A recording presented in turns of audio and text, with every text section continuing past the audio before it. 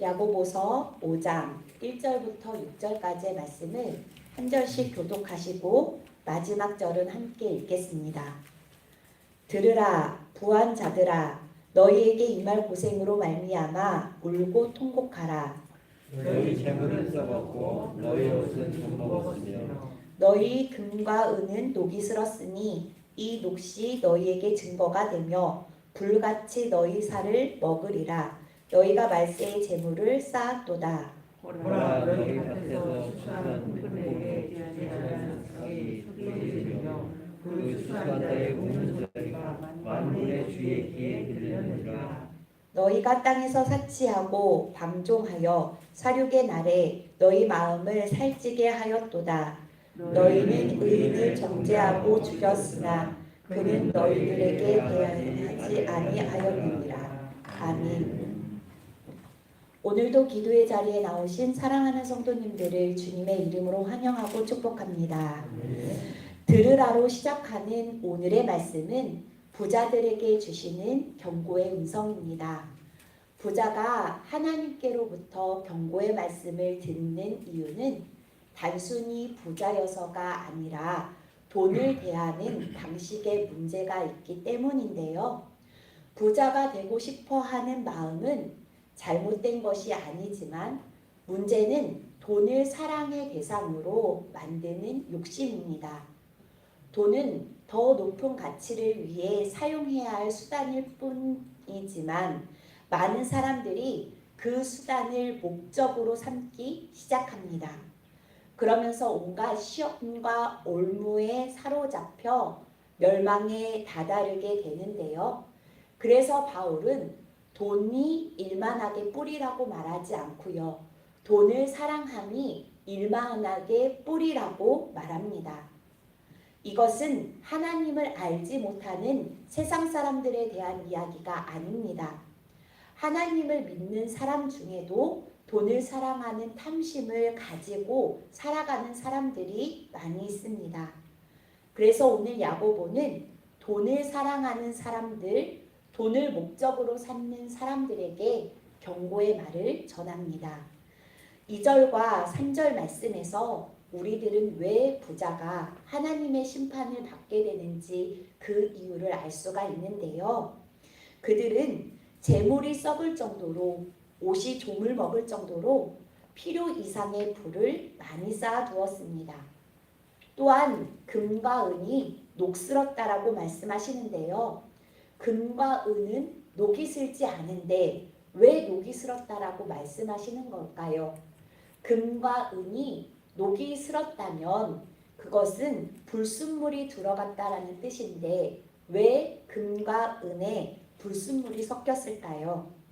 이 말씀은 순금, 순운으로 보이고 싶으나 실력이 되지 않아 허영으로 가장된 모습을 말씀하는 것인데요.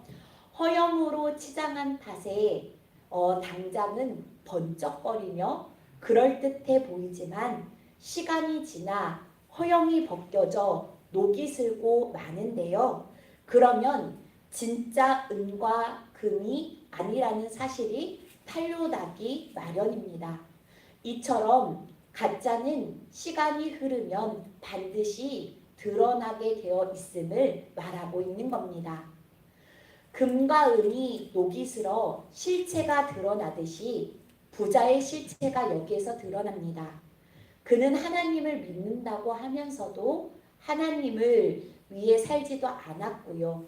이웃을 섬기는 삶도 살지 않았으니 하나님을 무서운 줄 모르고 노동자의 월급을 주지 않는데요. 삭슬받지 못한 품꾼의 우는 소리가 만군의 주의 귀에 들렸다라고 말씀합니다. 여기에서 하나님을 만군의 주라고 표현하는 것은 그들의 울부짖음에 대해 하나님께서 싸우신다라는 것을 표현하고 있는 겁니다. 그러므로 가장 무서운 대응은 바로 하나님께 잘못을 고하는 약자들의 태도인데요. 당시 그리스도인들은 예수님을 믿는다는 이유 하나만으로도 가난을 선택할 수밖에 없는 사회적인 약자였고요. 기댈이 아무 없어 오직 하나님께만 자신의 억울함과 속상함을 호소할 수밖에 없었는데요. 그들은 절박한 심정으로 하나님께만 기도할 수밖에 없었지만 그것이 그들이 할 수 있는 가장 강력한 방법이었는데요. 왜냐하면 기도할 때 들으시고 응답하시고 해결해 주시는 분은 오직 한 분 하나님이시니 가장 최고의 가장 최선의 방법은 기도였습니다. 6절의 말씀은 이사야 선지자가 오실 예수님에 대해 예언한 말씀과도 일치되는 말씀인데요. 이사야 53장 7절의 말씀입니다. 그가 곤욕을 당하여 괴로울 때에도 그의 입을 열지 아니하였으니요 마치 도수장으로 끌려가는 어린 양과 털 깎는 자 앞에서 잠잠한 양같이 그의 입을 열지 아니하였도다. 아멘. 예수님은 우리를 부욕해 하시려고 이 땅에 가장 가난한 자로 오셔서 모든 죄를 짊어지셨고 그 입으로 세상을 향해 세상의 방식으로 열지 않으셨습니다. 오로지 그분의 시선은 하나님 아버지께 두었는데요. 이 말씀은 그리스도인인 우리가 불공평하고 죄악 많은 세상 가운데서 어떤 방식을 취하며 살아야 하는지 가르쳐주고 있습니다.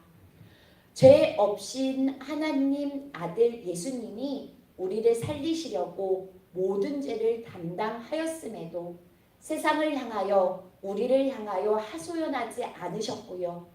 온전히 그 시선을 하나님 아버지께만 둔 것처럼 우리도 불공평하고 죄악 많은 세상 가운데 손해를 보고 억울함 당하고 살지만 사람에게 세상에게 하소연하지 말고 온전히 하나님을 의지하고 살아야 합니다. 왜냐하면 우리가 걷는 이 믿음의 길은 우리가 선택한 가장 귀하고 소중한 길이기 때문입니다.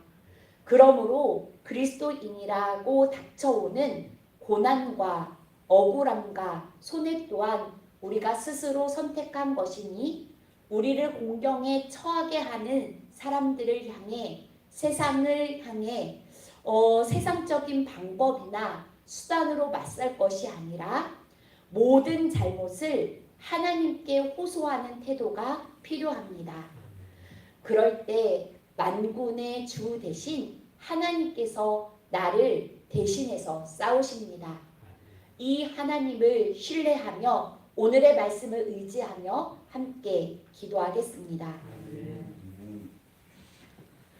우리의 눈물과 아픔과 고통을 아시는 하나님, 우리의 기도에 응답하실 하나님만 바라보며 오늘도 기도로 주님 앞에 나아갑니다. 주님, 우리가 이 땅에 그리스도인으로 살아갈 때에 예수님을 믿는다는 이유로 손해를 보고 억울함을 당할 때가 있습니다. 그럴 때 주님, 이 믿음의 길은 우리가 선택한 가장 귀중하고 소중한 길이오니 예수님 앞서 가신 길, 세상과 사람들에게 곁눈질하지 않고 묵묵히 뒤따르며 우리의 억울함과 속상함을 주님께만 호소하게 하옵소서. 그럴 때 만군의 하나님, 우리 대신 싸워주실 줄 믿습니다. 승리로 우리를 인도하옵소서.